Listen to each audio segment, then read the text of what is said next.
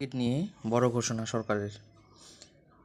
2021 থেকে দেওয়া SC/ST certificate যাচাইয়ের নির্দেশ। জাতিগত শংসাপত্র পুনরায় যাচাই করতে নির্দেশ সরকারের।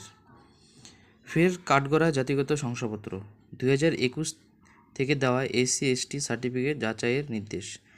জাতিগত শংসাপত্র পুনরায় যাচাই করতে নির্দেশ সরকারের। জেলা শাসকদের নির্দেশ দিল অনগ্রসর শ্রেণী কল্যাণ দপ্তর।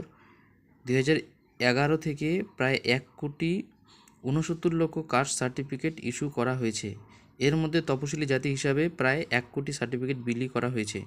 তপশিলি উপজাতি হিসাবে 21 লক্ষ এবং ওবিসিদের 48 লক্ষ সার্টিফিকেট দেওয়া হয়েছে। কিছু ক্ষেত্রে এই শংসাপত্রগুলির সত্যতা ও বৈধতা নিয়ে আবারও প্রশ্ন উঠেছে। তাই 2011 থেকে ইস্যু করা কাস্ট সার্টিফিকেট ফের যাচাইয়ের নির্দেশ দিয়েছে অনগ্রসর শ্রেণী কল্যাণ দপ্তর। এমনটাই সূত্র মারফত জানা গিয়েছে। যদি কেউ বেআইনি কিংবা ভুলভাবে সার্টিফিকেট পেয়ে থাকে তবে তাদের বিরুদ্ধে পদক্ষেপের হুঁশিয়ারি দিয়েছে পশ্চিমবঙ্গ সরকার।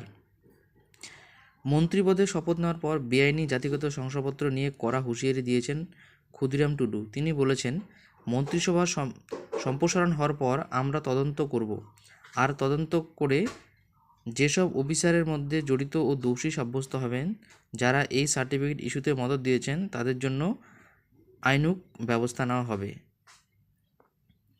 এটা হচ্ছে মেন বিষয়। কেননা আমরা দেখেছি বিগত কয়েক বছরে SC/ST এবং OBC যারা পায় না, তবুও তারা টাকা দিয়ে এসব সার্টিফিকেট বের করে চাকরির ক্ষেত্রে এবং অন্যান্য সুযোগ সুবিধা গ্রহণ করেছে।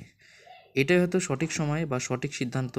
এখন সবগুলো ঠিকঠাক মতো যাচাই হোক এবং যাচাই করে যারা সঠিক সার্টিফিকেট পাওয়ার যোগ্য তাদেরকে সঠিক সার্টিফিকেট দিক, এবং যারা সঠিক যোগ্য নয় তাদেরকে দেওয়া দরকার নেই।